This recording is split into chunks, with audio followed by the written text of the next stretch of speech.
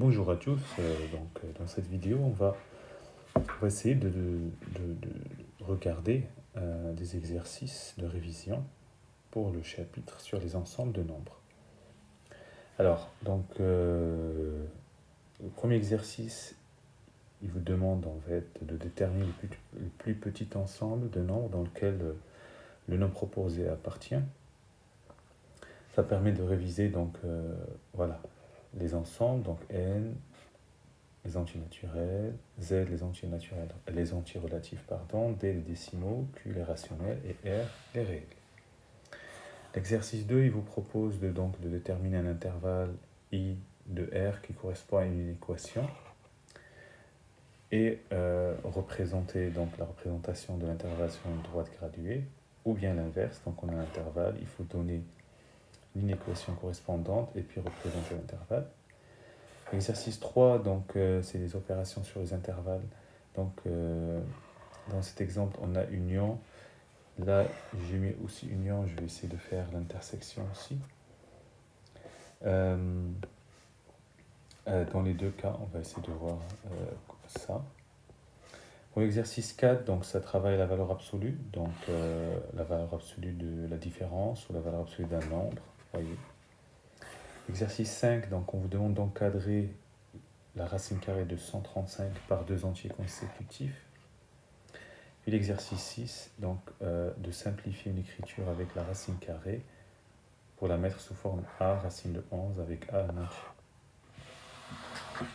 Alors c'est parti, pour le premier exercice. 144, le plus petit ensemble de nombres dans lequel il appartient, c'est l'ensemble des entiers naturels. Moins racine de 90, donc j'ai mis R parce que en fait, moins racine de 90, je peux écrire c'est moins racine de 9 fois 10. Je peux écrire c'est moins racine de 9 fois racine de 10. Racine de 9 c'est 3, donc ça fera moins 3 racine de 10.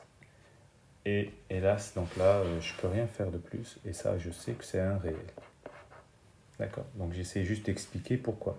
Parce que parfois on peut vous donner un carré parfait intérieur. Si je prends racine de 121, vous savez que ça c'est racine de 11 au carré. Et donc ça c'est 11. Donc c'est plutôt un entier. Donc attention à ce piège. Il faut bien savoir.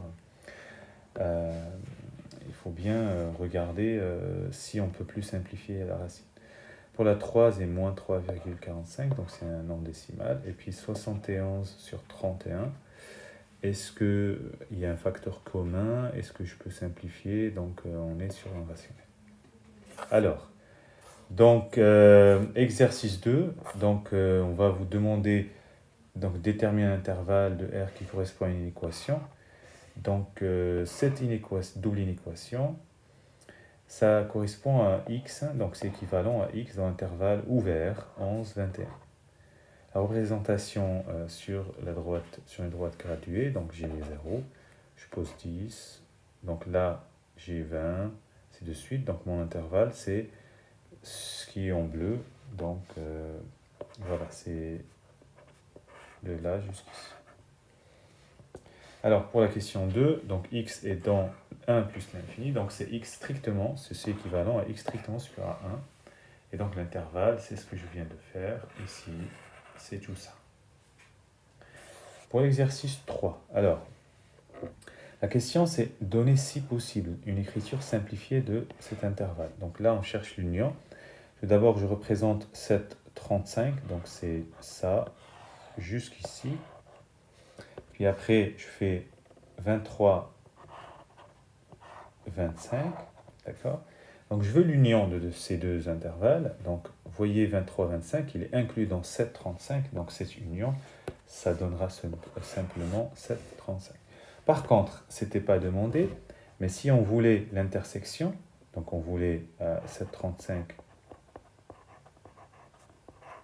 inter 23, 25, donc on prendra le plus petit, donc ce sera 23, 25. D'accord? Alors, pour le deuxième, on a 7, 19, union 30, 31, donc 7, 19, union 30, 31. Donc vous voyez, les deux intervalles, il y a un vide entre 19 et 30. Donc je ne peux pas simplifier cette écriture, l'union, ça va rester comme ça. Par contre, l'intersection, qui n'était pas demandée, mais je le rajoute juste pour vous donner un exemple, l'intersection de ces deux intervalles, c'est l'ensemble vide. Hein, c'est l'ensemble vide. Il y a aucun élément commun aux deux.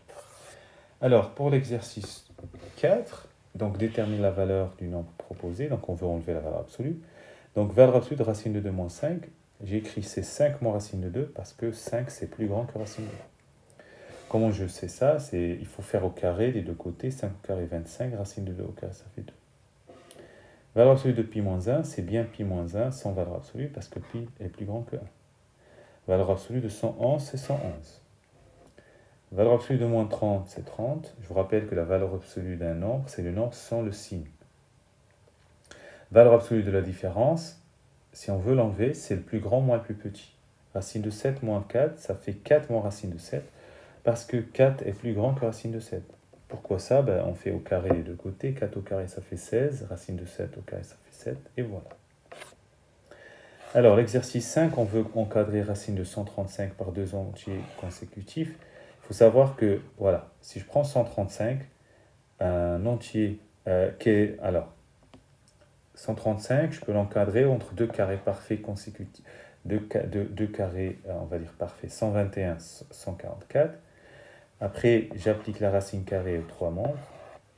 Je sais pourquoi je fais ça, parce que je sais que 144, c'est 12 au carré. Et donc, racine de 144, ça fait 12. Vous voyez? Racine de 121, ça fait 11. Et donc, j'ai encadré racine de 135 entre deux entiers consécutifs. D'accord? Alors, donc, le dernier exercice, il faut simplifier ça sous la forme a racine de 11. Donc, ça veut dire à l'intérieur des racines, je vais faire 11 fois quelque chose. Alors, cette partie, c'est équivalent. Je relis les lignes. 5. Alors, 1100, c'est 11 fois 100. Sous la racine. Plus 8 fois racine de... Donc, 275, c'est 11 fois 25. 891, c'est 11 fois 81. Donc, j'applique la règle des racines carrées. Racine d'un produit, c'est le produit des racines. Et puis, je simplifie. Racine de 100, c'est 10. Bien sûr, multiplier fois les autres. Racine de 25, c'est 5 fois le reste. Racine de 81, c'est 9 fois le reste. Je réduis encore. 5 fois 10, c'est 50. Racine de 11, ici 40, moins 36. Et hop, je factorise par racine de 11. J'ai 50 plus 40 moins 36 fois racine de 11. Ça fait 54 racine de 11. Voilà, c'est fini. Bon courage.